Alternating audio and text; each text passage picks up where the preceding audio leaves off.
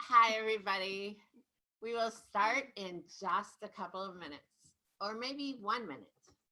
I don't have my calendar or my iPad. 1 minute.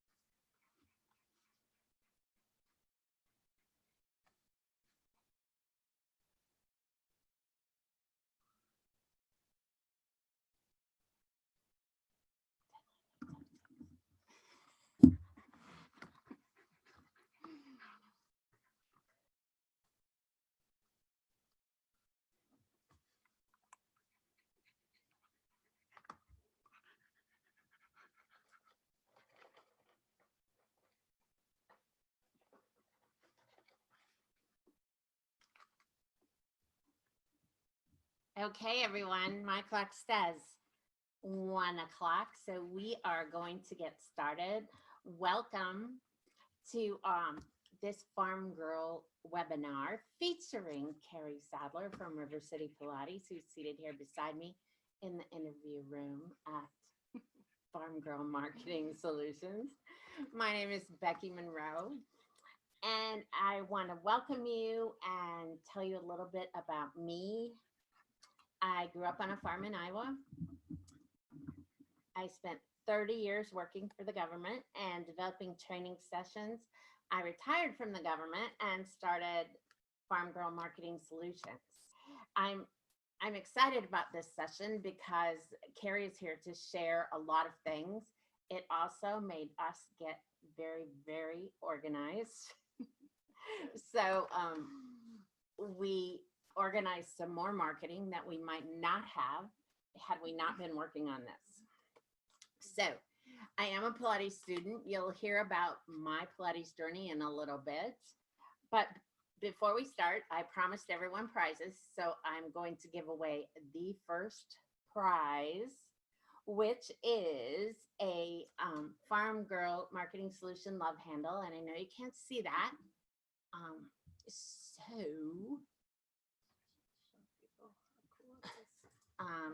Let's just stop sharing and show that. So Carrie has hers on her phone. You just put it right on the back of your phone, and then you can walk around with your phone on your hands. And it is great fun. Oh, and now Carrie is calling someone.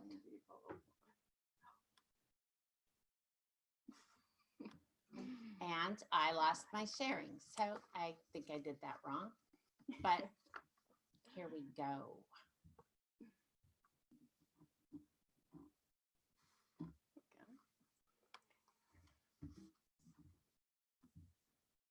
Sorry for the zooming.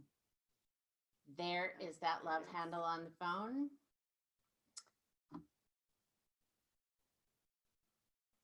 So I want you to get to know Carrie a little bit before we get started. So for those of you who haven't met her, haven't talked to her, we're going to do a little lightning round to tell her to actually introduce her to you, let you learn a little bit about her and her studio. And it won't be exactly like lightning, but we try. So tell us the personal stuff. Family? My husband, Jeff, is a professor at the local community college, teaches anatomy. And I have 3 kiddos. My oldest son just turned 16, my middle son 13, and my daughter 10. She was actually like 2 months old when I first opened the studio. 10 going on. At least 16. At least. So your college degree? Chemical engineering. Which doesn't sound like it relates to Pilates very well. I often say that I engineer bodies. So I use my engineering skills.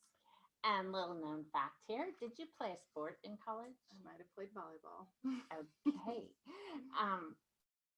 I happen to know that you're a podcast junkie. So, favorite podcast? 5 favorite podcasts. I have so many, but a couple of my top favorites, Fallon Taylor. If you don't know who she is, she's actually a rodeo barrel racer. And I was just listening to hers last night, who has kind of built this business around, she does barrel racing, but she also like started a company and sells clothing called Ranch Dressing. And she has just like this huge following. So I like to follow her. I'm going to throw 2 in. Okay. One more of my favorites is Brendan Burchard. He does a podcast called High Performance Habits.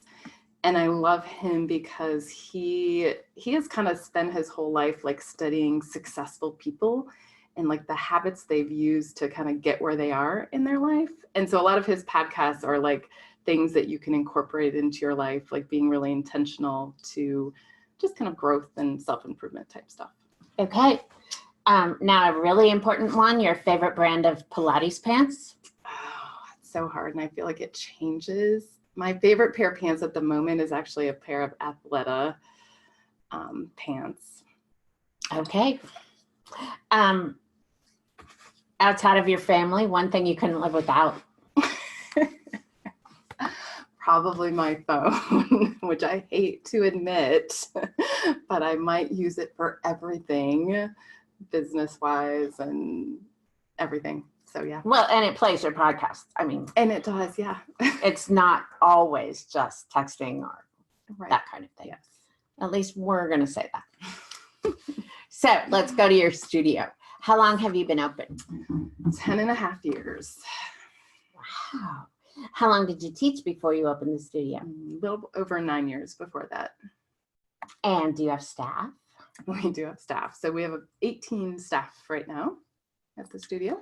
Okay, so I know one of the things that is different from a lot of people we talk to is actually you have staff that works in the studio. You haven't gone the virtual assistant route. Mm-hmm. So do you want to tell us a little about how many front desk staff you have and why you choose to have them? Yes. So we have 4 front desk staff people right now. A couple of them are Pilates teachers. And then a couple of them are just front desk staff. So they just work our front desk staff. I feel like, especially as we've grown as a business, that the front desk staff position is so important. So they do a lot of administrative type stuff. They check in clients, they pull charts, they help answer emails and phone calls. They basically like take care of our clients. And probably most important, I feel like their number one job, I always tell them as we talk about their position, is just, it's being like the friendly face at our front door. When you walk into your session, you know, Shelly, somebody, Nancy, whoever is at the front desk, and they are, hi, Becky, how are you today? You know, if somebody has questions, they're answering questions. It's that personal touch. We get to know our clients, ask questions, that kind of thing. So, yeah. When I used to work in the government world, we went to visit a hospital in Omaha, and their standard was every patient is my patient. So you can't say it's over there. You have to take them. Let me take you to where you're going. And I think your front desk staff works a lot like that. Mm-hmm. They are the face of your business. Okay, where did you go to teacher training? I did my teacher training at Body Precision Studio. So that is in Rosemont, Pennsylvania, which is just a little suburb of Philadelphia. Classic or contemporary Pilates? Classic. And your favorite student? You, of course. That's a good one. Such an unfair question. I know. It's like asking who your favorite child is. Yeah, kind of. How did you learn the business of Pilates? So lots of trial and error over the years. When I started the business, I had absolutely no business experience at all. So I did a lot of researching online as things came up, podcasts, I don't think they had YouTube. Did they podcasts then. well, whatever It was really was. close. It was close, yeah. YouTube videos, that kind of thing. And then early on in the business, when I started to need some help, I did take a couple of marketing business classes that I feel really helped me out a lot. The first one was a Pilates specific one. It was called Pilates for Profit. And it was kind of this online course that really went through how to find your ideal client, how to set up your website, how to do social media, how to blog, kind of all of the things that I had never, ever thought of before. So I did that. And then after that, I loved that so much, I ended up doing B School with Marie Forleo, who she is still around doing her program. And I feel like that was kind of just a more intense or more in-depth version of that first program. And it was also not Pilates specific. So it was geared toward any business. So it kind of had a broader scope, I think. Now, I love getting inspiration from outside of Pilates studios. What about you? Yes. In fact, that was one of the things that I really got, like when I went through those programs of like, when it comes to marketing and figuring out things that work for your business, that probably the best thing you could do is not to look necessarily at another Pilates studio, but to look at other like brands that you love. You know, like what's Target doing? What's Apple doing? Like things that are totally outside of your industry. I love that the first one you mentioned is Target. One of my favorite stores. Okay, everybody, I feel the responsibility to tell you here that one of my dogs is pretty much in love with Carrie, and she is sort of pacing around us. So you see me reaching down. I was trying to calm her down, and if you hear. The microphone is kind of close to where she's standing now. So if you hear heavy breathing, it's not us. It's just the dog. And first of all, I want you to feel free to put a question in at any time. We will address those at the end. It's fair to tell you that we've rehearsed this a couple of times, and we go a little bit over an hour. So if you have a client at the end of an hour, we certainly understand. I will send you the link to view the rest of it later. However, there may be another prize at the end. Might be worth staying for. You just never know. So I have put up a poll that said, how long have you been open? And so we have a 10 to 20 years. That's a long time. Yay. And we have a 1 to 5 years.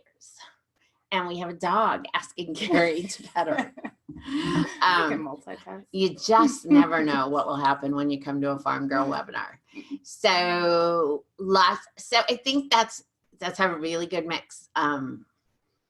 So we will go on. And I will close that.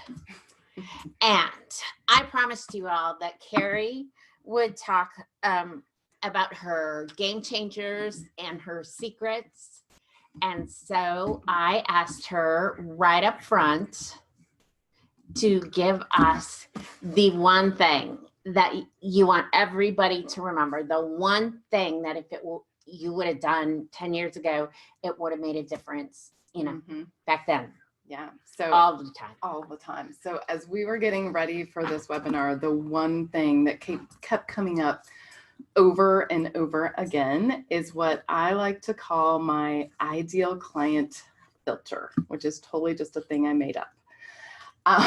But what I found myself saying when we were talking through things is that this filter it doesn't matter what we are doing, what I am doing for the business, whether I'm doing a social media post, whether I'm writing an email, whether it's website stuff, whatever it is, before I click post or before I send it or whatever it is, I always have this little moment when I run through my head and I say, like, what would my ideal client think if they saw this post? What would my ideal client who hasn't met me yet think of this post? And I think the hasn't met me yet part of it is important, because for me, that means for the most part, that means probably somebody who has never done Pilates before. They've heard of it, maybe they know what it is, maybe they don't. What would they think if they saw that post? Would they be scared? Would they go, oh, I might be able to do that? Would they be like, I don't fit in there, that doesn't look like me? Or would they go, oh, like those people kind of look like me, I might be able to do that? So, and everything we do, we come back to that filter. And what do you call this method again? The Sadler method? Yeah. I think we should call it that. No, I just call it the ideal client filter. So how do you know if your ideal clients are seeing it, if it's working? How do you know? Oh, how do I know if the client filter is working? Yeah. Usually because, well, if it's something like social media, they respond to it. There you go. They like That's a good one. They comment, they post. If it's something that might bring people in, it brings people in. We hear about it. Great. So how do you, how did you put it in action when you started? Mm-hmm. So I think probably the most important thing was like knowing who our ideal client was. Oh. And so did you do those questionnaires? Yes, I've done many of them over the years. The really in-depth questionnaires.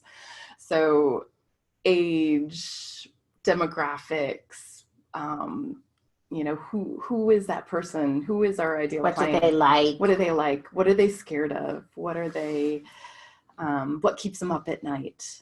Kind of a thing. And it's probably worth talking about because we're going to talk probably a lot about our ideal client today. I can give you kind of a quick summary of that. That'd be great. Our ideal client at our studio is a woman over 50 or over, who wants to feel better in their body.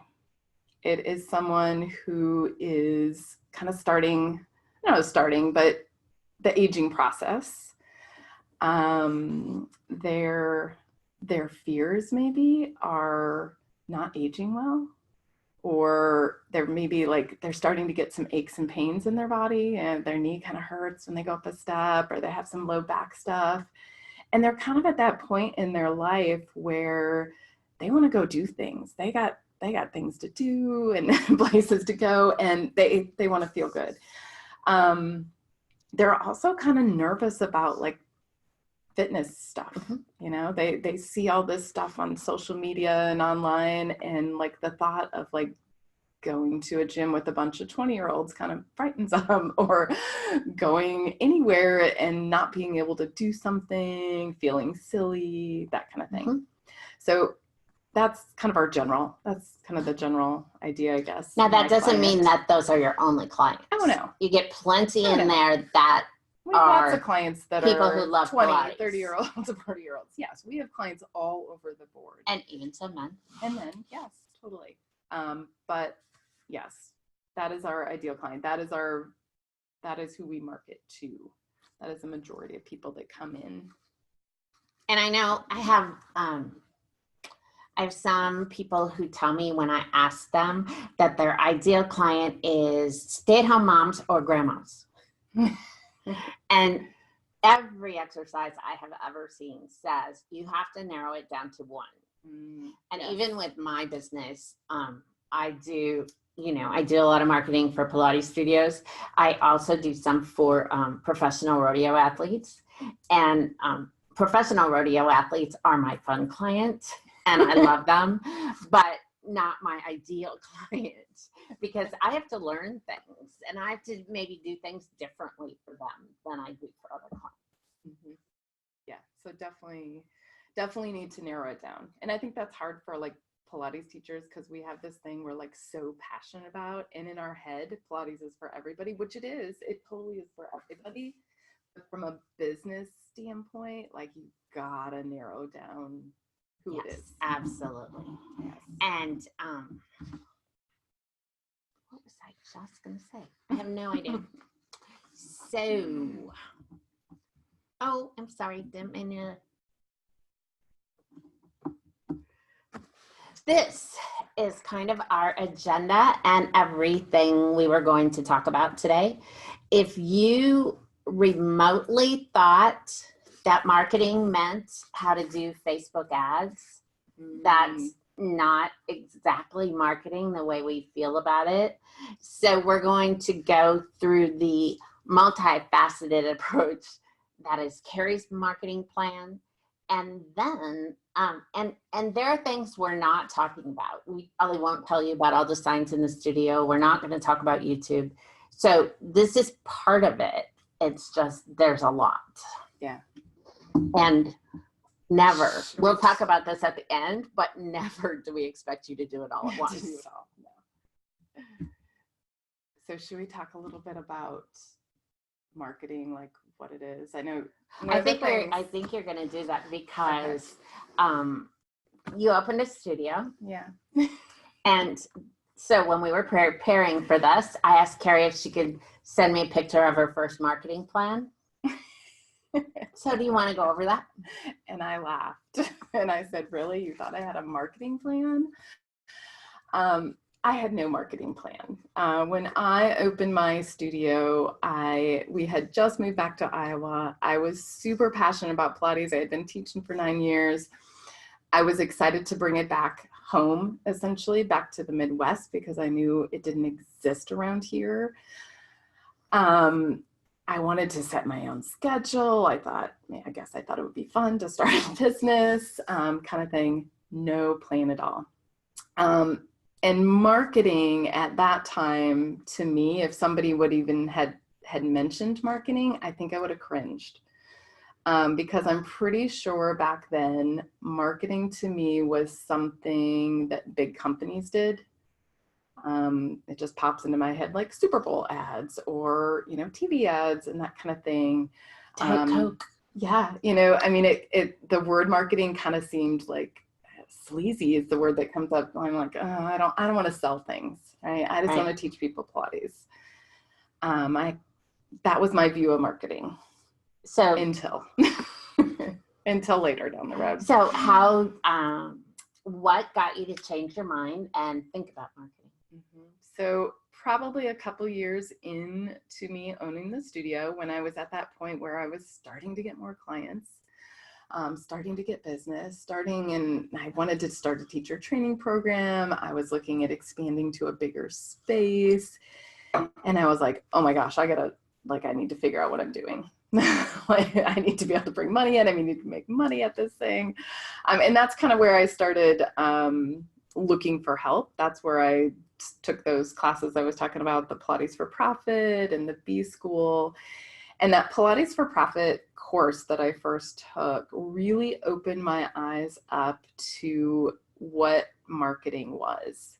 And instead of thinking of it as being something kind of sleazy and selling stuff to people, I realized that marketing was simply a way to connect with people so that they knew you existed, right? I mean, they need what you're offering. You're not trying to sell them something they don't need.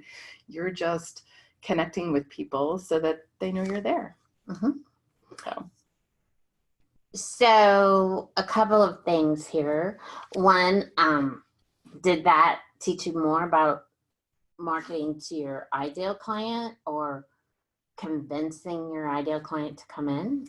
Yes, definitely. So up until that point, I had no idea what an ideal client was. I had no clue on any of that stuff. So through those programs, I definitely spent some time like writing out. And at that time for me, I remember it was a lot of kind of looking at like, who were the clients that were coming into my studio? Who were the ones that were like happily paying me? No like, oh, I don't know if I can afford this kind of thing, like happily coming in, paying me for Pilates, coming on a regular basis. Like, who are those people and how could I get more of them in the door? So really, when you opened this studio, this one room mansion of yours, you had no plan for people to come in? I don't think I did. You know what? I had a website. Okay. I mean, I did have a website. And we're going I to had talk a about studio that space in the and a morning. website, yes. But basically, if you build it, they will come. I think I thought that. I mean, it seems so silly to say that now, but I think I naively thought, like, if I just start doing Pilates, maybe, I think in my head, I thought, oh, maybe some family, friends, I can convince some people to come in, and they will think it's so great that they will tell everybody about it. And because you think my it's schedule great, people, they'll yes, think everybody it's else will great, think it's great. and then they'll come. Yes, I think I thought that. It sounds a lot like a movie. It does.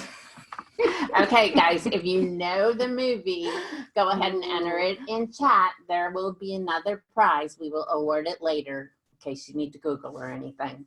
But there will be another prize if you know the movie. If you build it, they will come. It has Iowa roots. And Kevin Costner. Okay, so let's talk about that website. Yes. So you had one thing besides a sign on your door. Yeah. It was your website. So, and I'm guessing it's changed a bit. Tell us what you would tell the starting business person now about websites. About what has changed. So I'm pretty sure when I created that first website, I simply contacted a friend who I knew did websites and asked him to build something for me. And thinking back, I'm pretty sure I just threw a bunch of information on a page. I'm pretty sure I looked at the website of the studio that I used to work for and kind of maybe copied their not copied, but used their guide and put information on the page. Things like that we were a classical Pilates studio and that we offered reformer, and I had a Cadillac and a chair, and I think I just threw stuff on a page. Not, I mean, I'm sure it was readable, but I had no thought about using that website as a tool to get people in my door. Today.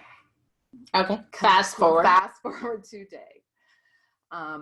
Our website, like, I consider it one of our staff members. I kind of think of it as like one of our front desk staff members. It is a friendly, inviting place. It's often the first place to connect with us. Do a Google search on Pilates or exercise for back pain or whatever it is, and we pop up. And so that site is like, that's that first connection with clients. It is a place for them to get to know us.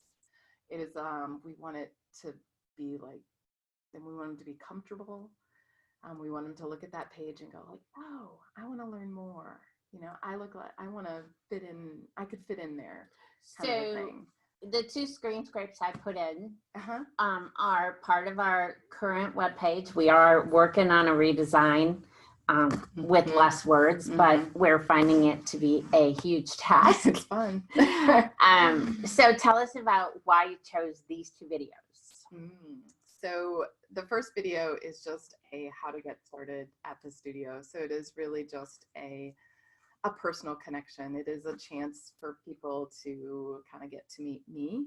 It tells a little bit about our studio, and it tells about all the ways that you can get started. And I talk a little bit in that video about, like, we know it's not easy to get started. Like, we try to do everything we can to make the process as easy as possible. And I hear it all the time from clients when they come in. It's probably from this video or maybe from them stalking us in other places. But, the first time they come in and they look at me and they're like, I feel like I know you already. And I'm like, well, you kind of do, kind of thing. The other video is our, we called it the Pilates anti-sit-up exercise. And the name itself, I think, appeals to a lot of people.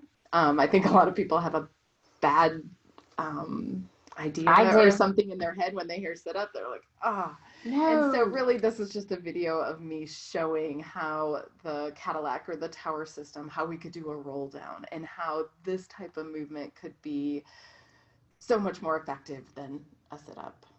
So again, ideal client filter. Very than much. choosing it. Yeah. So, and that brings up one thing you won't see on this website, even if I showed you all the rest of the page. You said you were a classical studio, but I never see anything that referenced classical on the page. Now, why is it? It is because I have learned that new clients don't care. You've never done Pilates before. First of all, you don't know what it means to be a classical teacher. And you don't care, right? Like, you just want to know that you're going to be comfortable at the place going in. You don't care what kind of equipment they have. You don't know what a Pilates chair is or a reformer or any of that. What's the other one? The high chair. The high chair. Yeah, like that's the one that always entertains me. We have a high chair. I'm like, good. So you like kids? Right. It just confuses people. Yes. I mean, all that stuff is great. And, you know, as a Pilates instructor, yeah, you got to have it and it's wonderful. But new clients don't really care. Like, they want to know that this place is going to help them solve their problems. And they're really going to be comfortable. Really, who is your website for? Our client. I mean, your clients will go there for certain things. Oh yeah, like current clients. And that's fine too, but who is it really for? Yes, our website's kind of main job is for brand new clients, never been to the studio clients. So jobs of our website, one is just that welcoming atmosphere and that connection. It captures emails, which is huge, builds our list of people. And why do we care about that? And why do we care about that? Because we use our list to send emails, to connect with people, and to get them in our door. It is all part of a big plan. Yeah, and then also the website, of course, it's a resource. Like, it's a resource for current clients. Our current clients will go there to look stuff up, that kind of thing. But I would say the majority of the use is potential clients using it to, we often say, stalk us, right? To look we and do, see. And they do. And they do, definitely. What advice would you give to studio owners when they look at, like, if they try to look at their website and apply the filter? I would just say you have to put yourself into your new client's shoes. I mean, you have to play like you don't know what Pilates is, you know. And I think probably the biggest thing that we see a lot is, I'm gonna call them scary exercises. And, you know, as Pilates instructors, we know that there's some of those exercises that feel great. You know, things like hanging on the Cadillac, or your feet, or even short spine. Yeah, short spine. You know, any of that stuff. It feels amazing. We know that. But think about like a new client when they see that. I mean, that just looks scary. Like, yeah, I have to go put my feet in those straps, and you're gonna do what to me, kind of thing. Nobody wants to see that. Exactly. I think the two things I see often when we do our new client friendly reviews are Pilates speak, talking about muscles instead of problems. Like, are your hip flexors tight? Instead of saying what you can solve for them, you're asking them a question that they might not be able to answer. And then the other thing I often see is what kind of equipment you have. Yeah. We have whoever made your reformer. Yeah. And people just don't relate. Yeah. And I like to think too, like, if you think about like consumers they're only going to give you so much time when they pop onto your website or whatever. So like, you want that content to be specific. You don't want to waste like your space or your time giving them details that they don't care about. Right. And it's like 3 seconds where they decide whether to stay. If they're going to stay or leave. Yeah. So you've got to get them there, and they can't have to look up some word there. Yeah.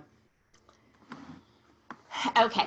So the next thing on your list was your newsletter. And truly one of the things I admire about you is that newsletter comes out on the 1st of every month at 6 a.m.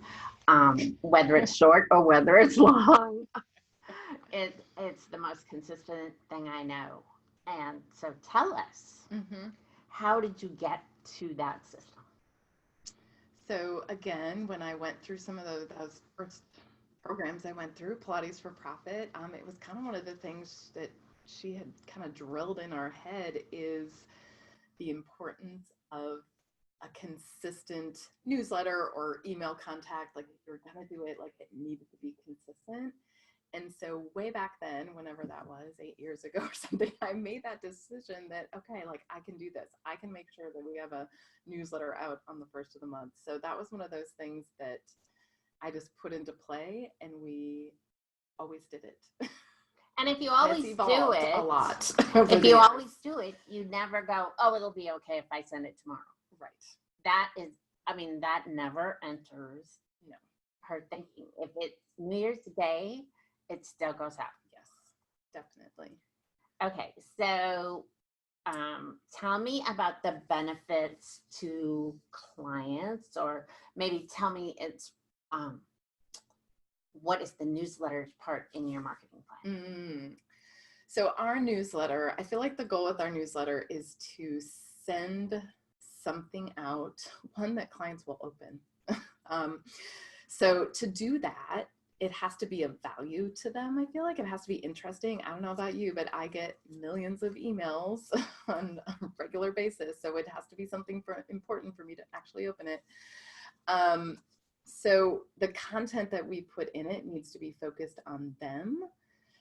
We always do some sort of like workout type video or tutorial or something that gives them some value. We always highlight one of our clients, so it's an inspirational story, which people love.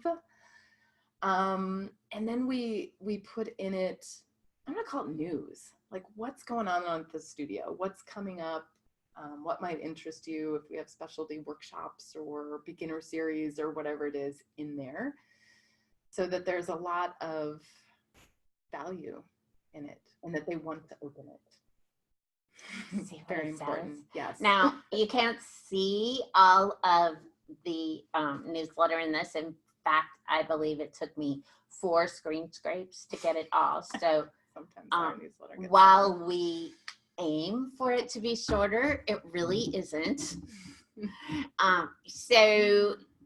But what you don't see are a lot of $ or buy now buttons. So do you want to talk about that? Yes. So I feel like there are places, we always have places in our newsletter where clients can click through to maybe sign up for a class or kind of take the next step, but we never want it to be salesy. It's not just a blast out of like, here's our specials for the month, or come to this class, or that kind of thing. I don't know, I guess that, and that's on purpose, right? That it when you read it, you don't go, oh, they're selling this or this. It's more like, here's some great content. There's some great content. But yet, if somebody there might be a great deal, mm-hmm. but it says schedule now. It never says buy now, Mm-hmm. I think. You can sign up for the newsletter if you want a sample. You will notice here that the branding is not Carrie's normal branding. I mean, her logo is there, mm-hmm. but her colors have nothing to do with teal and pink. We take some liberty with the branding because it keeps people interested. It does. So let's talk. I know you went through a newsletter redo mm-hmm. Pretty much a year ago, I believe. Yeah. And so tell me how things changed. What changed in your process? Yeah. So let me start by saying, for the longest time, like, I did the newsletter, even after you and I started working together. Absolutely. It's long. I didn't want to do it. I always, we always had our inspiration of the month and our video in there. We always had some components in it, and pretty much I was doing it all the time, and it was getting long. I felt like it was getting long, and so it's somewhere along the line. I should backtrack to say that somewhere in the process of you and I working together, one of the things that I've discovered about myself is that I'm not very good at making things pretty. So when it comes to making things kind of visually appealing, Becky is really amazing at that. Me, not so much. And I kind of want to mention that from a studio standpoint, because I think if you are a studio owner, you are a go-getter. Like, you're doing kind of all the things. I mean, you wear many hats. You wear many hats. And when you're first starting off, you're doing all the things. And I think that's just like your personality. At least my personality is that I like to think I'm good at all the things. I like to think that I can do everything. But as time went on, I started to realize that there's some things that I'm really good at. And then there's other things that, like, not so much. Making things pretty was one of those. So as I'm figuring that out, somewhere along the line in our newsletter, it was getting along and we were feeling like, people were reading it, but could it be better? Could we actually get more people like coming to the studio and that kind of thing from it? I gave it to Becky. I did the content and I said, make it pretty, or do whatever you want with it. And so that was probably one of our first, and that was more than a year ago. That was a little bit longer than that ago. That was one of our first makeovers. Yes, that was a hard took one. over, I still do all the content for it, but then I hand it over to her with, and then she does her magic and it's pretty. And that helps. And it's amazing the difference on it. And so there are people would say that using an ocean and a pool and a pink floaty thing is kind of corny, but people open it, people read it. And works. What happens after newsletters go out? After newsletters goes out, well, fun things happen. First of all, I always hear clients talking about it. It's so fun, like the day our newsletters go out, because our regulars love our newsletter. They will come tell me how much they enjoyed reading it, which seems kind of silly. Like, it's a newsletter, but they will come in and be like, oh, I loved reading that blog that was in there, or, when it was, and they tell us, like, it was so pretty. They actually tell us that. And or like I hear them talking to each other about it. I hear them saying, oh yeah, did you read the newsletter? And so often, here's the thing that amazes me. Like, some of them are like, I read part of it. I got to go back later and read some of the other stuff. Like, not only do they read it, and we can see this because we can see their opens, people read it and then they go back and they read it again later, or they get the parts they missed. So I think that's kind of huge. So one of the things that drove me crazy before we did newsletter 2.0 is that there was so much content, we couldn't tell what people liked and what they didn't. And actually Carrie caught me as a student having not read to the bottom. And she would go, it was in the newsletter. And I would go, oh, oops. So we made the newsletter much more scannable and also clickable. So nearly everything except for this first section, which is the personal touch from Carrie, is a link. And we look at those to see who clicked and where they went. Yeah. And so the other big kind of makeover thing was when we started doing that and we really started looking at like who was opening the newsletter. We had some kind of big aha moments as we looked through, because I think both of us in our head kind of had this thought that like, oh, it's a newsletter, like the clients that come in on a regular basis, they're reading it. Well, we started like really looking at these and we're realizing that so many of the people that were opening our newsletter, we didn't even know who they were. They had either like not been to the studio, it had been years since they've been in the studio, but they were opening our email. And that kind of changed everything as far as our strategy. And it comes back to the client filter, the ideal client filter. We were like, oh, we have to apply it to the newsletter. Like, if you're brand new to Pilates, if you haven't stepped into the studio, we want you to read this newsletter and connect with us. We want to give you options in the first section, which I lovingly call the holiday letter section or the motivational section. That there's no requirement that you have been to the studio to connect with that. And there is a whole section later with beginner options or helping beginners feel more comfortable. So this newsletter does amazing marketing things. And the one thing I have learned from it, and it should have been obvious like years ago, is the results you get from your newsletter are directly proportional to the time you put into it. Yes.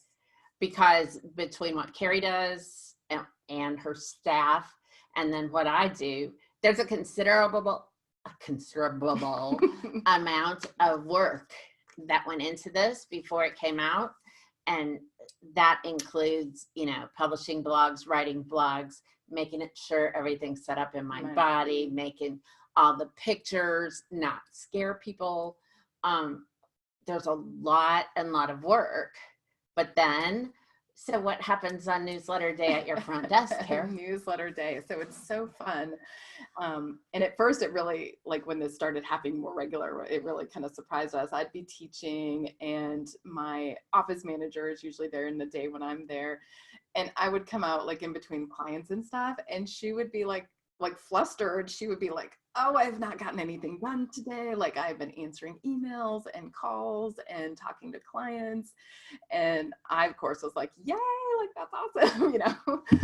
And now we expect it. And it happens every month. Yes. Like we just know like it is a busy day. And, you know, it's current clients. It's things like, even just like, you know, I think that email goes out and clients that they're coming on a somewhat regular basis, they go in, we can see they're like scheduling their classes, making sure they're getting in, that kind of thing.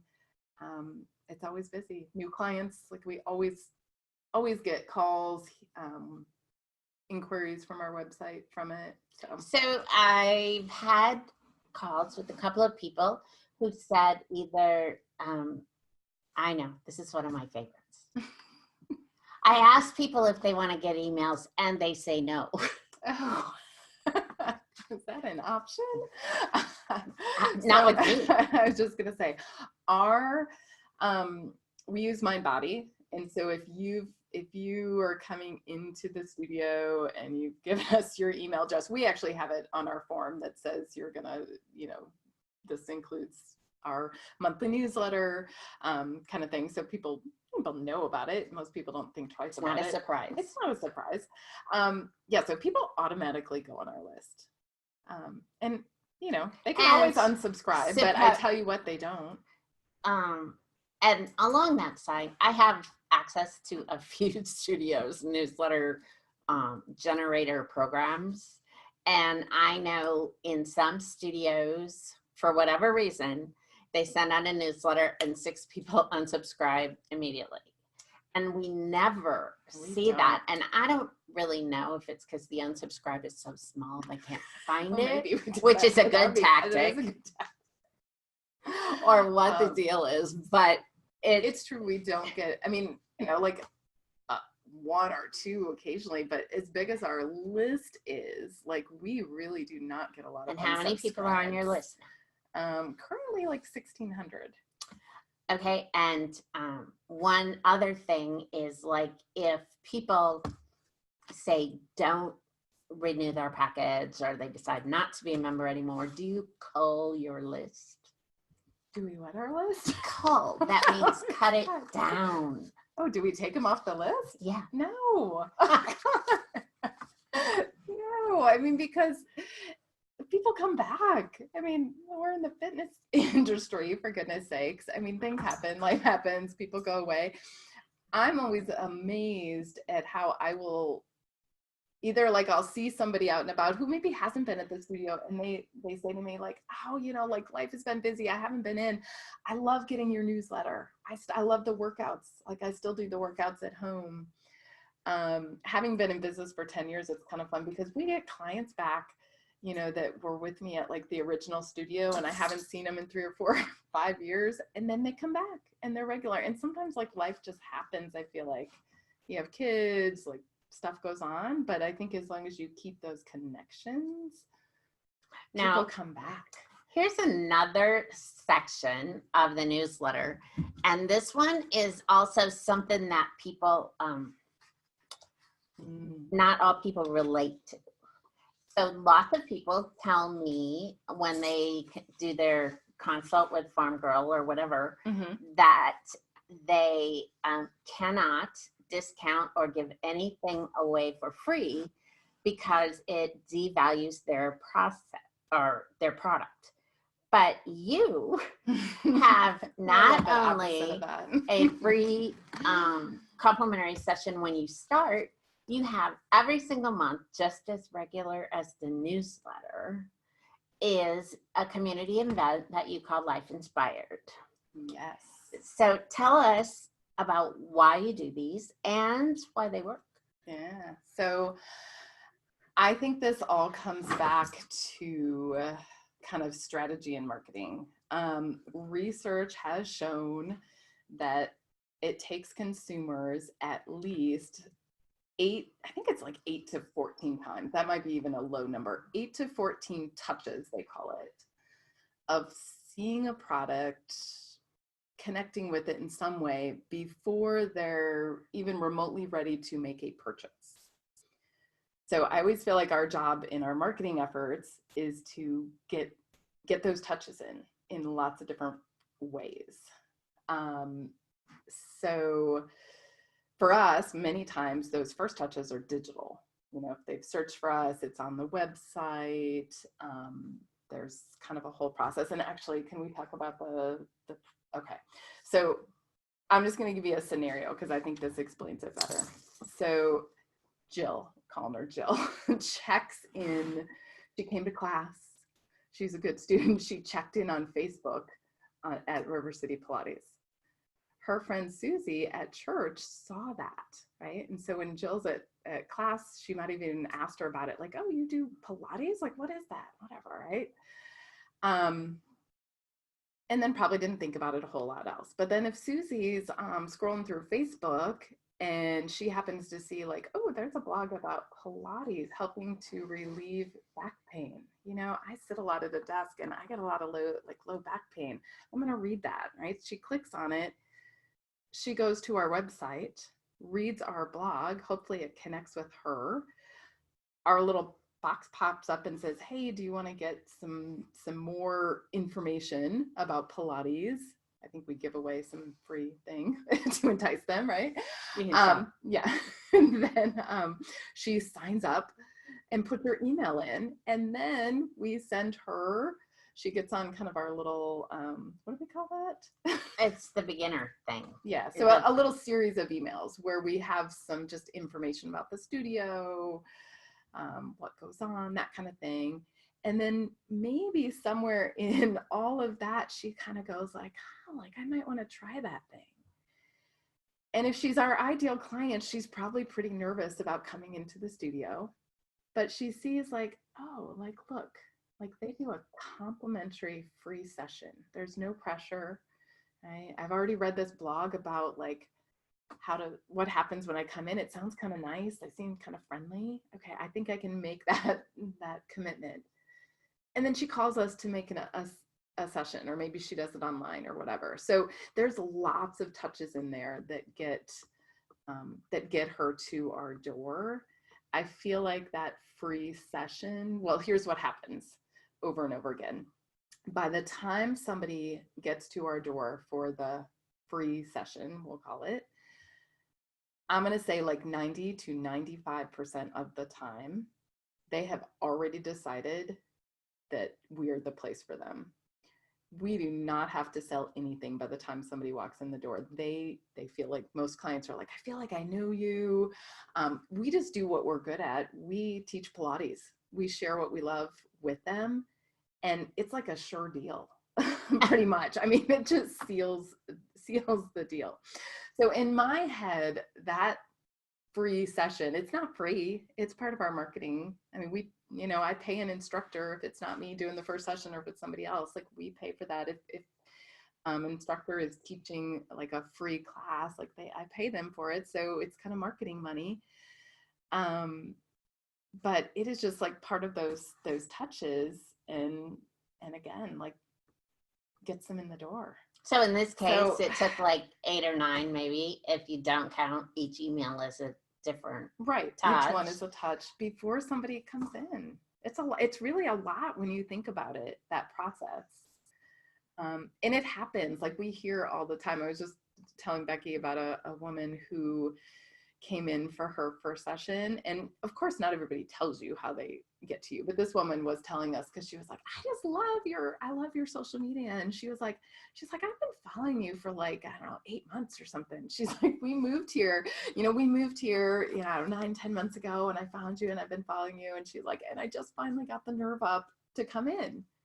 And I think that is probably what happens a lot, is that people stalk you for a while. They follow you until they get Stalkers are good. or something happens in their life that they're like, okay, now I gotta do something. I need to, I think that's find one something thing for that me. lots of people don't think about, because I don't know why, but I Mhm. think lots of people don't consider that it's people being comfortable allows them to be a beginner again. Yes. Okay. Totally. Okay, so now we get to switch gears for a minute to my favorite part of the story, when I found Rivercity Pilates. Yay. So lots of stuff had been going on with me, and I had a full-time job. I traveled for work, and then I get to that space where only children get when they become the parent to their parents, and their parents are in need of some care. So over the course of a year and a half-ish, my parents moved in with me. My mother broke her hip, which started everything going south. My mother had a stroke. My mother got pancreatic cancer. It was a crazy time that had lots of effects on me. I had high blood pressure. I was a couch potato. I had not, even though I had been a pretty much regular workout person before that, I hadn't worked out in 2 years. So one night we went to dinner at the restaurant that's shown here with the red bricks. And I turned around to hold the door open for my dad because he had moved in with us. And I saw the Pilates sign across the street. And Carrie always says that when she's getting a little bit touchy-feely, she says that everything happens for a reason. And you see this? Well, when I saw this sign a month later, she moved to a different place. It's still within sight of this building, but it was still a new space. So if you count that everything happens for a reason, it was right in there. And right about when I went home, I thought about it. I might have looked it up then. I know I didn't book my appointment right away, but a few days later, I was in the airport in Chicago, and I was waiting for a plane, which I did a lot back then. And I might have had an adult beverage. And I said, I'm going to book this session now. So I went ahead and did it, not without pain, because I couldn't get my password to take on Mind Body, and I had a fight. And clearly it was a serious one, because I'm a geek and I couldn't make it work. So anyway, that is how I found Pilates, and I'm thinking Carrie might fill you in on how it came The rest of the story with marketing. Yes. All right. So I hope that all of you who were listening might have had a little like aha moment when you listened to Becky's story, because Becky is my ideal client. She was then, she still is. And when she came in our doors, I didn't have to sell her Pilates. I did what I do is that I shared Pilates with her, and she signed up. She was ready. because she was such an ideal client, she signed up, she was coming like 3 times a week. She was doing she started with some privates. And then she kind of transitioned to a couple classes each week and a private session. And her and I got to know each other. And a couple things really stood out to me about Becky. This is going to scare me. This might be how I whine during class. All right. The first one I'm going to say was that she was I call it the helpful problem solver. Annoying. No. So Becky would come in and the nicest way ever, she would be like, so Carrie, like, I tried to sign up for this class and like your website wouldn't let me do it and it kicked me out or whatever. And of course, as business owner, I love it when people tell me these things because I know in the back of my head that if it happened to Becky, that it probably happened to other clients and they probably just didn't tell me. They might have just not signed up for class or whatever. So I was always like, yeah, like great, and usually I'm sure like when she was telling me this stuff, I was probably like trying to figure out how to solve it. And I feel like Becky was always so helpful, like, oh, have you tried this? Or did you do this? And whatever, which was awesome. All right, so that was one thing that stood out. Number 2 was she was kind of goes hand in hand with that is she was techie. I call it techie. So she was great on the computer. She was savvy with her phone. So whether it was these questions coming in that I kind of figured that out or whatever it was along the way, I came to learn like if I was having a problem with something, whether it was like I tried to post something on Facebook, it didn't work, or my Google or like Word or anything, I would kind of save them until she came in. I'd be like, because, sometimes I feel stupid with those questions. Like I couldn't figure things out. And I'd be like, do you know how to do this? And she would always be so good and very helpful and love to like help me do that stuff. So there was that. And then third, she loved social media. So it never failed. Like she would come in and I feel like we would end up having a conversation about social media. As I got to know her, I found out that she loved rodeo. She was a NASCAR fan. And sometimes we would just talk about like maybe people she was following. Earlier, we were talking about how I always like to like follow other businesses or other industries. So I feel like we probably had these really geeky conversations about who was using social media to market and that kind of thing. So I knew all of that. And so then come probably about a year after you originally started with us, somewhere along the lines, I was realizing how important social media was and what a huge tool it could be. And I was trying to use it. But like probably all studio owners, I was also doing all the other things. I was teaching 40 hours a week. I was doing front desk stuff. I think I was doing all my accounting stuff then.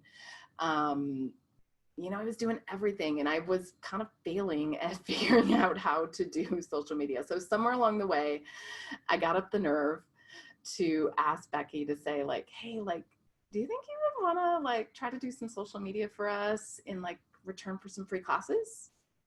And she said, yes. Yay. I still laugh when she says, get up the nerve. I think this I'm an takes introvert, nothing. remember? Anyway, so that kind of started it all. So Becky started doing regular, consistent daily Facebook posts for us. And at the time we were doing Twitter as well. And that led to lots of fun things from there. I think Facebook, the regular Facebook posts did a lot of things for us. I think, first of all, one of the first things you did when you started is we just started getting more followers, more people liking our page. And that was without ads. Yes. We started that ads was much well later. Yes, we were not even thinking about ads.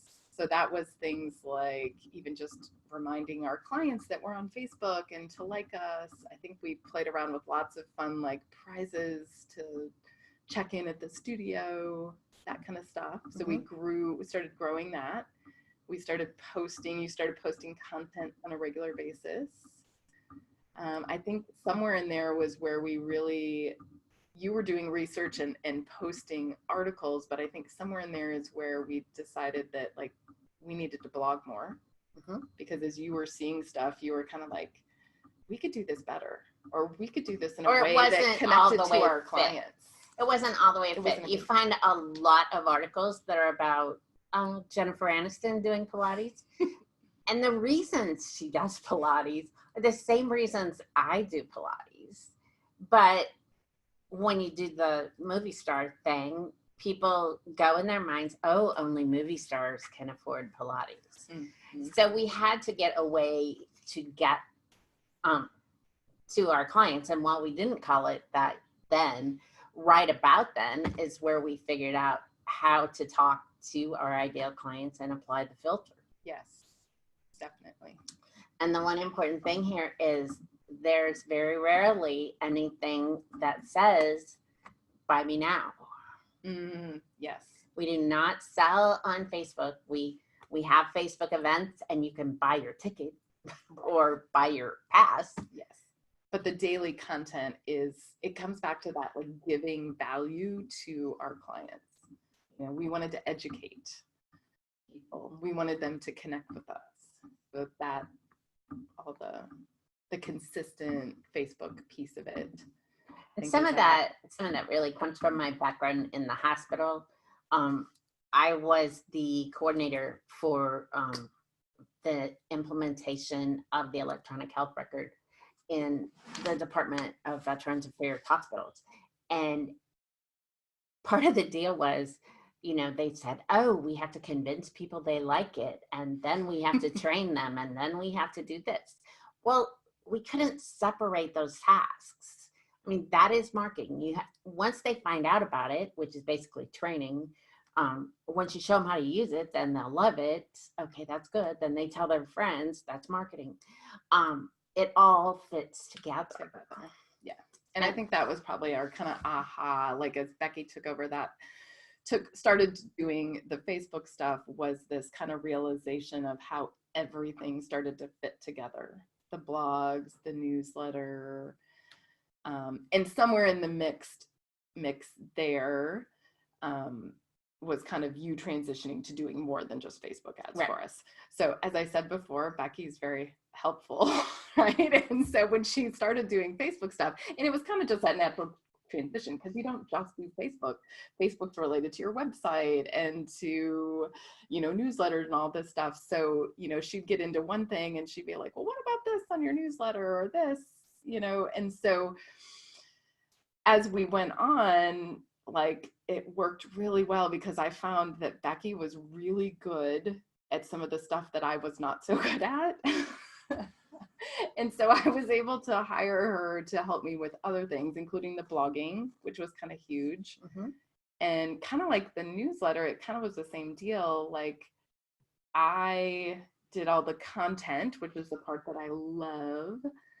And then she was able to make it pretty and schedule it. Now, before we go on to blogging, first of all, some of these things we did not find out by reading about them. And I think that Facebook check-ins was one of them, because we started doing check-ins because we were trying it. We were seeing if it would work. Yeah.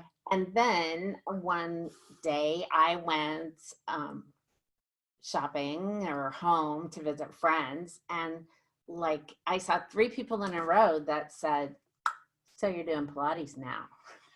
I'm like, how do they know?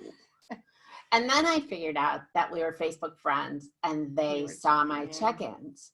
Well, I had no idea that, I guess I thought I knew it appeared on my profile, but I really had no idea that people were actually looking at it. So then we started giving prizes if you check it. Yeah. And tagging clients is a big one too, because all their friends see that. Yeah. So there's just one rule. And if you know me, you know I have a lot of rules, but and it's the last point on this slide, nothing that doesn't represent the brand on your page. We were, Carrie and I were talking one day and we saw I think it was a picture of someone who said her neck hurt. Well, she happened to be a Pilates instructor. And it's like, okay, you didn't think this through. Right. because Even if we get even it, if right? it does we know hurt. Pilates teachers, your neck hurts, whatever. Like it probably was not the thing to post on Yeah. the page. So the rule here is that your page is an extension of your brand, like your personal page, as yes. well as your business page. And if you're going to post things that don't represent your brand, you better have a darn good handle on your privacy. Yes, totally. So for me, And really that comes back to the filter, right? Yeah. Even on your own personal page. exactly. And for Like, me, that don't put means things. I do not post anything I don't want to see in the newspaper. Mhm. So I'm careful about the pictures people take of me. I am, and some of my cowboys are like that as well. You know, they have to portray that all-American image. And one of my favorite cowboys smokes. And I was so upset when I found out he smoked. Because you never knew. Because I never knew. And I pictured a kind of wild, but still very all-American, you know, healthy athlete. There he is with a cigarette. It's not my hero anymore, just for that. But Yeah. so your personal page is a reflection of your brand, whether you think it is or not. I kind of liken it, well, it's not, I talk about it like it's a school teacher thing, you know, like people being friends with your teacher, that's kind of odd, but you know, like parents are friends, and they don't want to see their child's teacher out Drinking at the dancing, bars. Yeah. dancing, doing adult beverages. And they shouldn't learn that they may not respect all your choices on your Facebook page. Right. So be very, very mindful of what you post. Because people will make decisions and they will make judgments, whether they're right or wrong, it doesn't matter, but they will judge you, right? Yes, they will. And they will so judge don't by put it on there. picture. So an easy one is what people wear to the studio. And actually someone told Carrie, I don't know, a little while back, that they could tell that her studio was somewhere that they could like wear their husband's t-shirt and be comfortable. And I thought that was a really amazing compliment, because, you know, people may not have Pilates clothes. I personally am not one of those.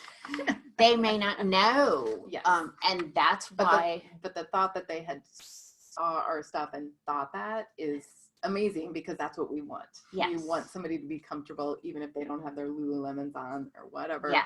Lululemon's not required. That's right. To come in. So, so be mindful of pictures, be mindful of what you post. I know I saw another post from someone like with a snake around their neck. And I thought, I probably wouldn't go there. Because I'm like, who does that? Okay, so that led us to blogging. Yes. And one of the things with the blog is that we were able to answer some questions that people have before they come in. So Carrie, tell us about your blogging implementation. Yeah, so when we really started blogging, of course, I started back in the day with like, I was doing my newsletters and I would post like 2 blogs a month. I would do the inspiration of the month, and I would do the video that I did in the newsletter. And so I would have like 2, I would repurpose those, which, you know, was good, repurpose things. And usually you got them posted the same month that they came out. If it was a good month, yeah. So fast forward to us deciding that we need blogs. And I think for me, the part that like allowed me to do it was Becky like giving me content. Because I'm pretty sure like I love to write, but I probably just didn't know what to write. I think you didn't think that, or I wasn't thinking in that you mode. didn't think that answer would be blog worthy. Yes. Because it's simple things. And probably the like most common thing is what Becky would always tell me is like, somebody asks you a question and you answer it, like that's a blog.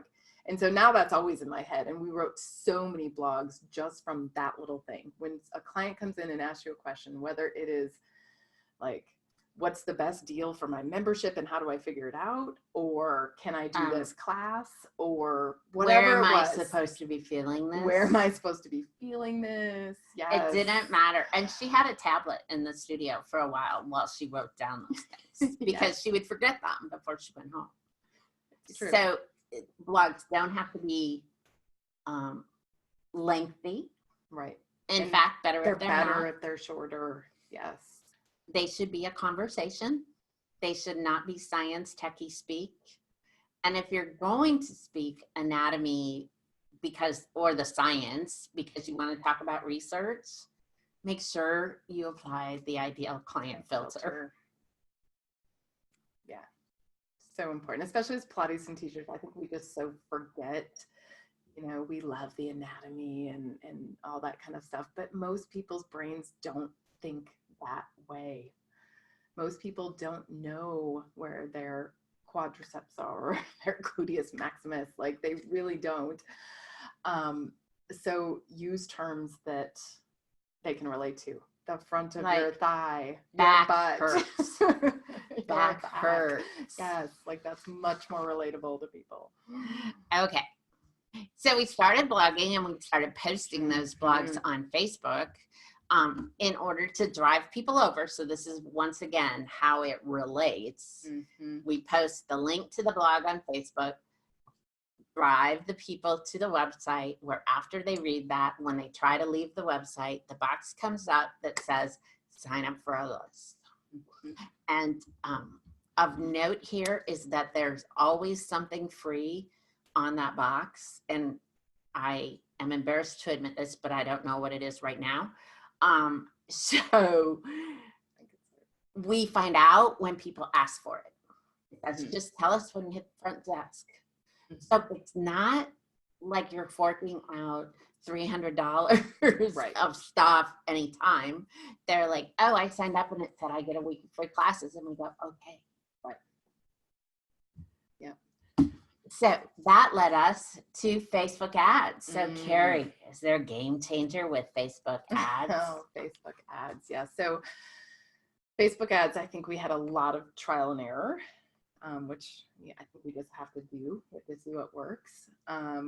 I think for a long time with Facebook ads, we played it small because you can with Facebook ads. You can which is kind of part of the fun. Yeah, you can do little chunks and kind of see who you hit. Somewhere along the line, I think I was doing, I don't know, a podcast or listening to something, and they were talking about just kind of these like levels of maybe having to spend a certain amount for it to be effective. So somewhere in that time period, I kind of said to Becky, like, let's just play, like free reign, but don't spend $2,000, but let's start where we're at and let's start upping what we're spending and let's see what happens. So we did.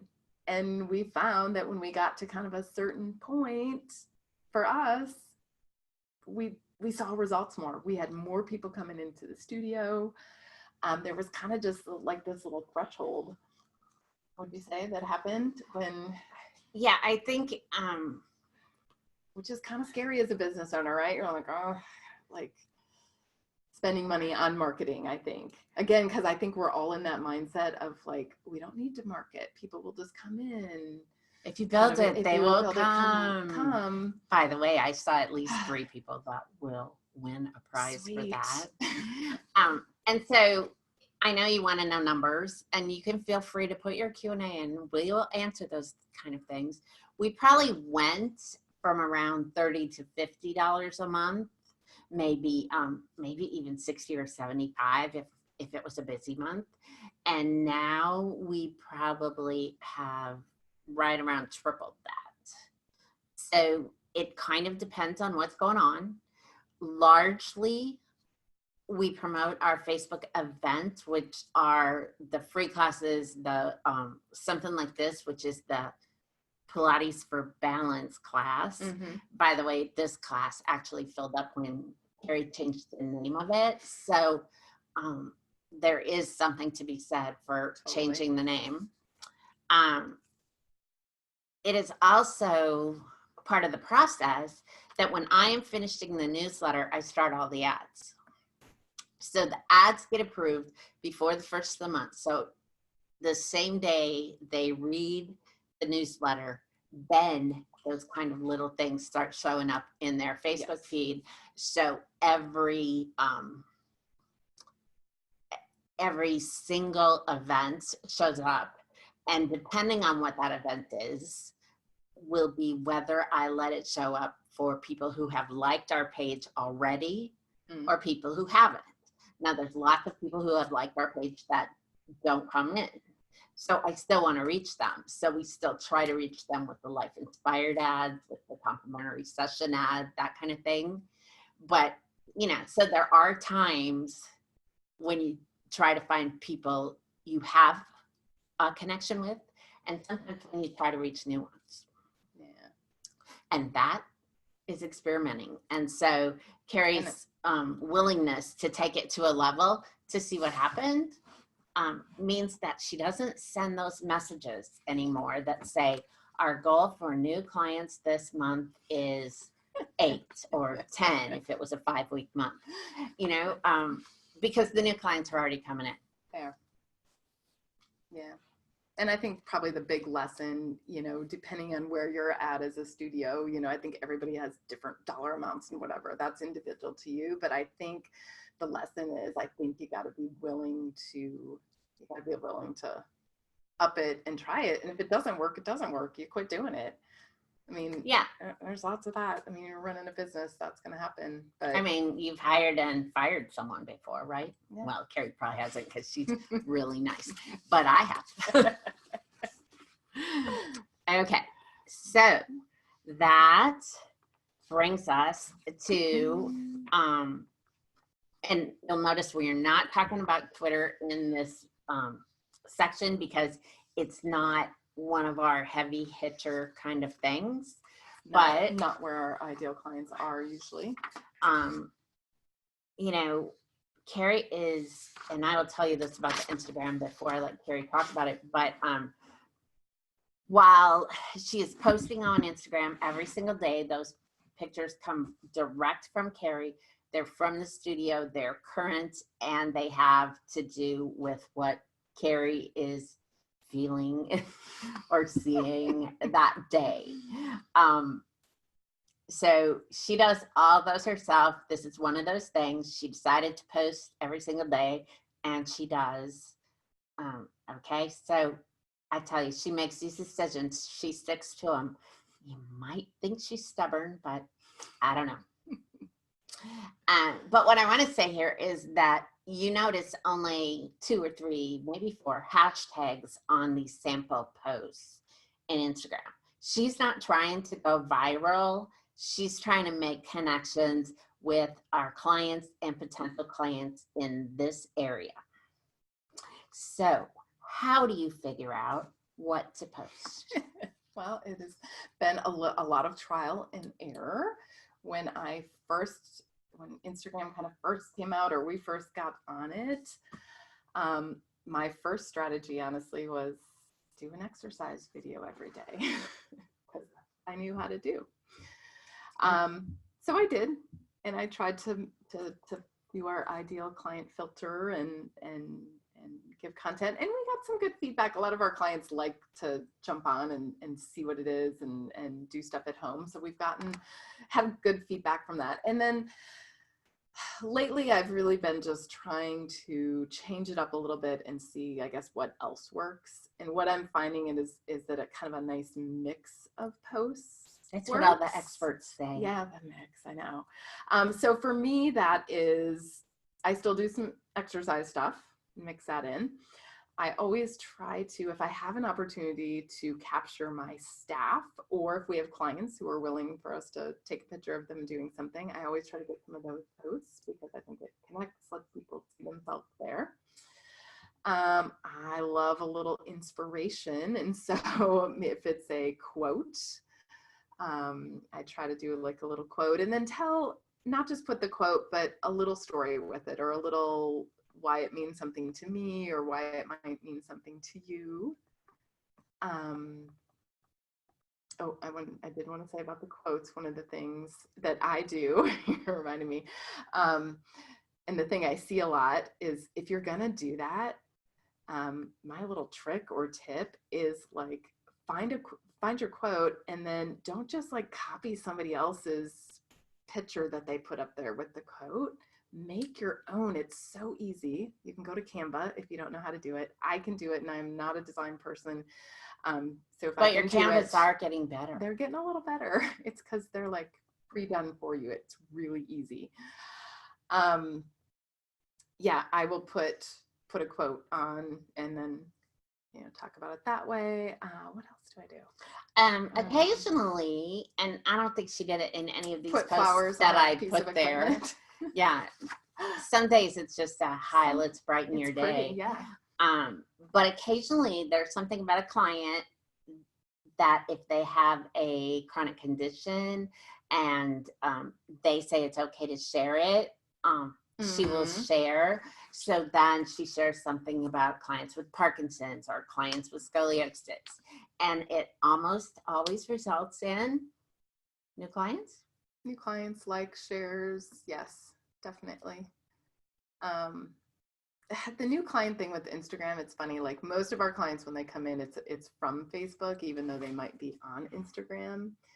So I feel like we're not quite at that place where people are coming in telling us they found us on Instagram, but we definitely get the connection from it, or we get the shares, or we get the people tagging from it. So yeah. Do you add your logo when you do a quote? Oh, always. Or not even my logo. I just make sure our website is on it. Something that brands us. So it might be a picture from the studio. If you don't have a lot of pictures, Canva has free ones. But usually we get real tough about the website because that's really where we want them to go. Right. Everything starts there. That's why it was right next to the ideal client on the graphic that we did in the beginning. Yeah. And that is what we try to do. Yeah. And I wanted to say about Instagram, because I know that there are like planning software out there. Planoli, is that what it's called? I have tried them. I might be crazy because it just works for me to do it on a daily basis. I have tried to plan ahead, but I really kind of like the spontaneity of it, part of it. But saying that, I do kind of always have a like backup. Like if I'm not feeling creative, if I don't know what I'm going to post, I usually have one of the things that I do if I'm scrolling through Instagram, if I see a quote or even somebody else's post that I like, I always use the save to collection. And so I have collections on Instagram. If you don't know how to do that, figure it out. Like Pinterest for Instagram. Yeah, you can just save them. And then when I need some ideas, or if I want a quote, I just go to my little collection. I read through some quotes, whatever inspires me for the day. I'll put it in my Canva and go. Or, I might get some inspiration from just looking at, like, if I've saved some other instructors, posted some stuff that I really liked, might give me an idea. So that's what I do. So we had another question come in, and I know the slide after this is kind of a wrap up, so I'm going to ask you this question on the way to that slide. Are you ready? I'm ready, I think.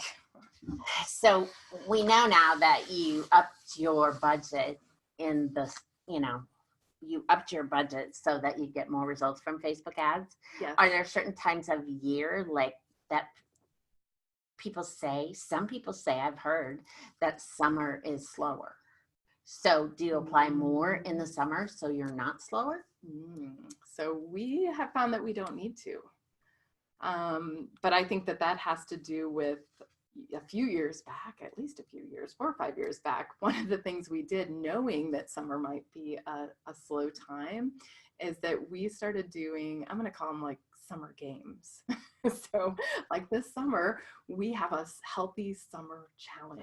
We should do the Olympics. I think we did that one year. Let's do that. I think we did that. So we always try to have some fun kind of game, I call it a game, going on at the studio.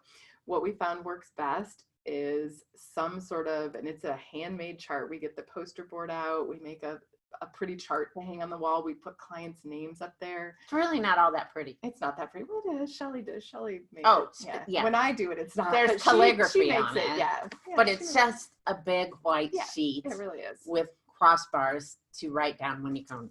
But clients love it. Like they're a little competitive. You know, there's something about writing, you know, when you're coming in and you get the marker out and you put your name on, knowing that you're going to get a prize if you get so many classes in for the year. So we have discovered that clients really love that. And over the years, I feel like we've been tweaking it. This year, we've added like the weekly email to it. So we're touching base with our challenge members by email.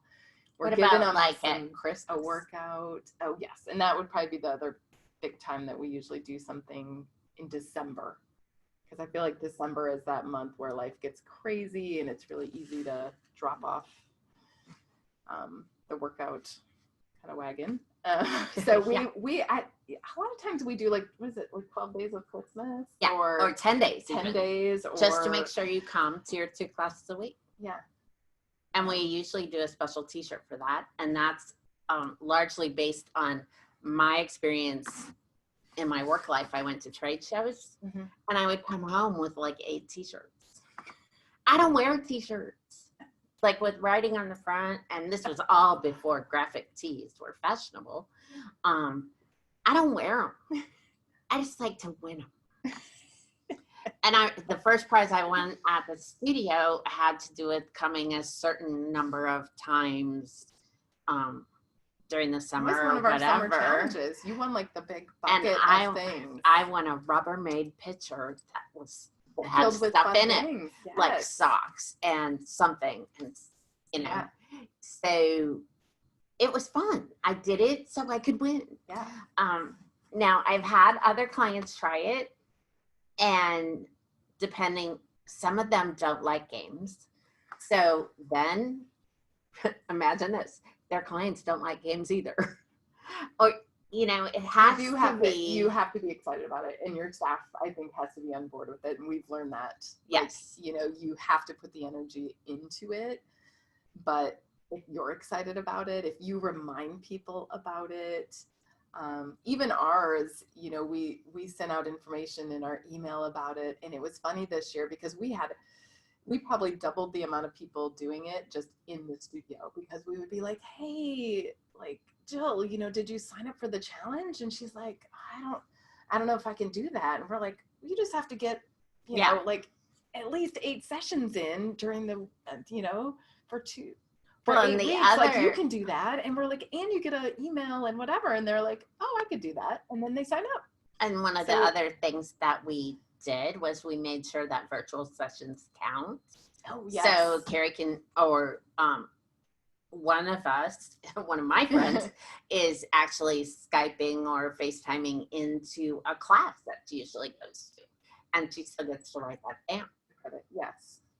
We specifically did that because we know people travel over the summer, and we do have clients that do private Skypes, and we've been playing around. We actually have 2 or 3 clients that when they travel, we will basically, it's not Skype that we use, but we set up like the little iPad in the room so they can hear the teacher's voice and work out along with them, and they take a class from wherever they're at. So that's worked great.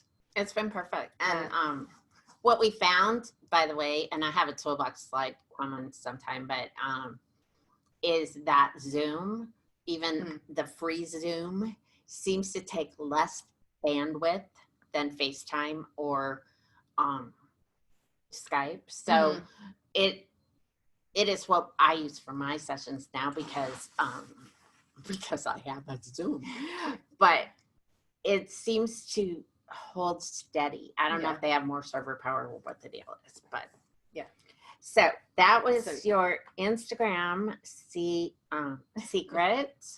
So in a wrap up kind of way, we talked a lot of methods of the plan, and you know, we talked newsletters, we talked Facebook, and we talked about a game changer for pretty much every one of those. So as we wrap up, what pieces or what piece of advice would you give to studio owners about marketing? Do you still think it's sleazy? No, I don't think it's sleazy. I think after like going through this hour where we kind of talked about like all the stuff, I think the advice that I would say is no matter where you are in your marketing, one, try not to get overwhelmed because there's so much you can do. There's always like a next step. You're always doing something else. So it's easy to look at it all and go like, oh my gosh, I can't do all of that. But look where you're at and see like what the next step is that you can try. One of my favorite quotes that is up there is the definition of insanity is doing the same thing over and over and expecting different results. And this is so true with marketing. Like if whatever you're doing right now is not getting the results you want, you have to be willing to try new things and to kind of get out of your mindset of like, there's only one way to do things. And is that easy, Carrie? It's not easy, and it's not that the way we're doing it maybe is not it. Maybe you have to try something else. Like everybody's going to be different. It's not going to be exactly the same. I mean, it's just like, Pilates and movement, like it's different for everybody, but you have to be willing to try different things and see what works for you. All of the stuff we kind of put together today, it was like 10 years of stuff that we tried to smash into a little hour webinar. Because we couldn't just say, these are the 3 top ones because they're so intermingled. It's so intermingled. And that's the thing too, is it is not just one thing. Like, again, I'm going to relate this to Pilates. Like when people come in and they just want like, give me that one exercise that does the trick, or like, can I just come for 2 weeks and then, have the body I want? It doesn't work that way. Like you have to have all of the pieces, and it might take you a while to get all the pieces, but they all will start to work together and build to where you want to be. So that was my little I like the middle part of this. So you just talk about this slide. Okay. So Becky and I were talking about this, and this is what I came up with. In terms of Pilates, when I think of marketing, so in terms of Pilates, I think that a good Pilates teacher never tells you they're good. Right? If you come in to take a Pilates session and the teacher spends the first 10 minutes telling you about their credentials and all their training and how good they are, that's a big red flag, right? So a good Pilates teacher would welcome you at the door. The session would be all about you. You would move with them for your time and walk away going like, wow, like I can do this Pilates thing. I didn't think I could do it. That was so much fun. Like, I think I want to do it again, right?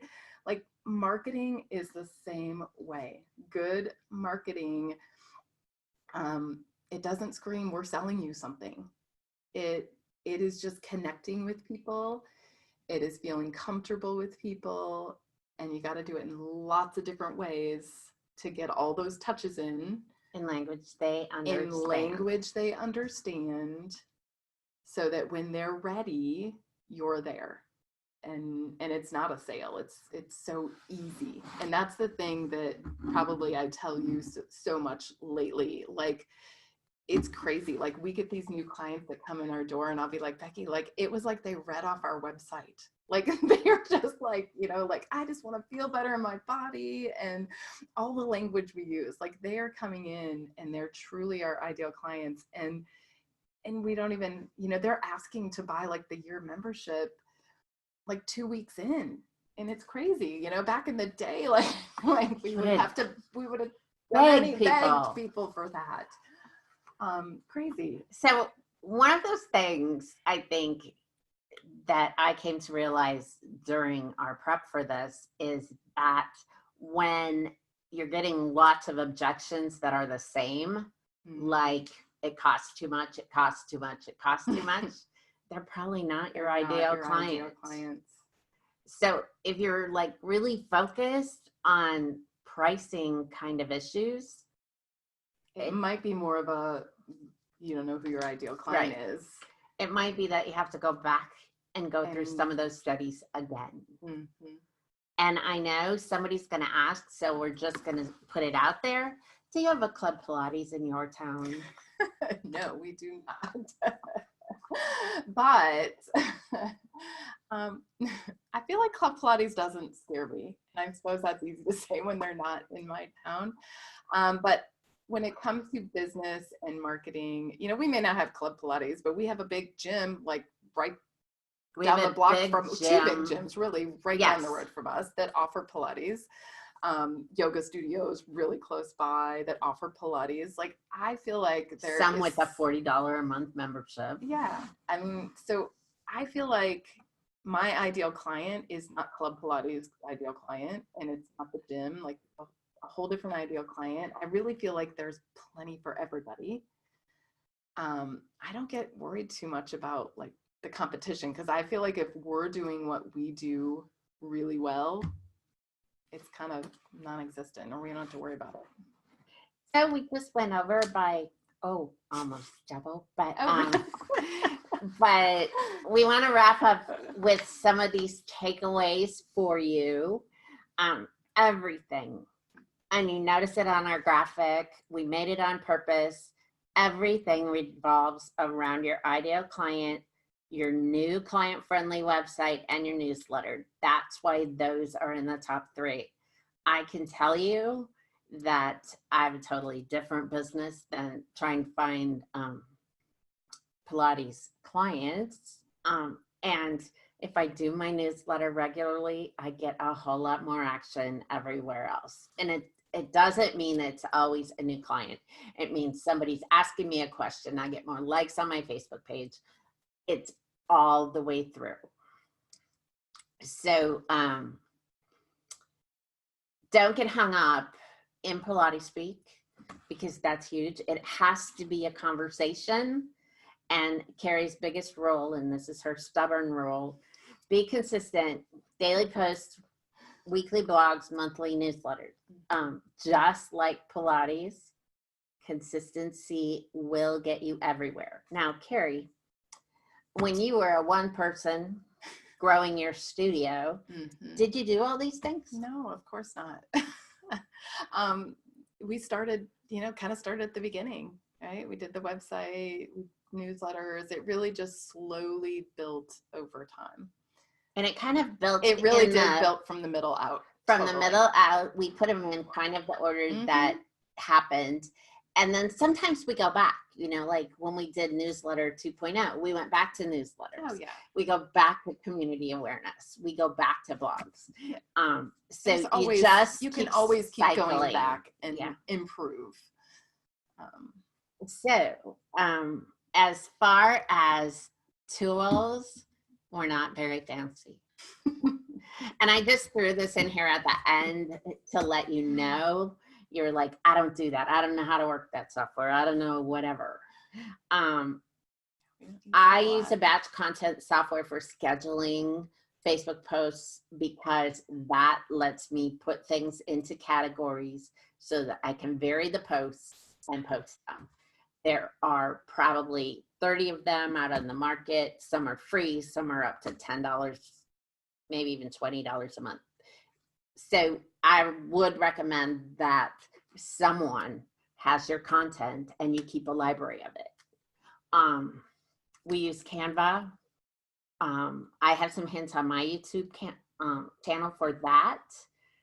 Carrie does video or pictures all the time, and show us your technology, Carrie. Oh wait, my phone. That's it. Everything on my phone, propped up in the studio. That's not or really my fair, iPad. I use because my iPad she too. has her iPhone and iPad, and then she props it on a yoga box, on That's a true. on a Pilates box, on a mat. It's very fancy. That kind of thing. So if you have any questions for us, we'd be happy to answer them. If not, thank you so much for staying to the end. We totally appreciate it. And we will, any questions? Going once. going twice? No, they're like, I need to get up. They can. And I have to They tell can you, always send us questions. you can right? send us questions. I will get the recording and materials out later this evening. And you have just witnessed a Guinness World Record. Carrie has never sat in one place for this long, ever. It might be true. Ever. I had to wiggle a little bit. So thank you for joining us today. We will talk to you soon.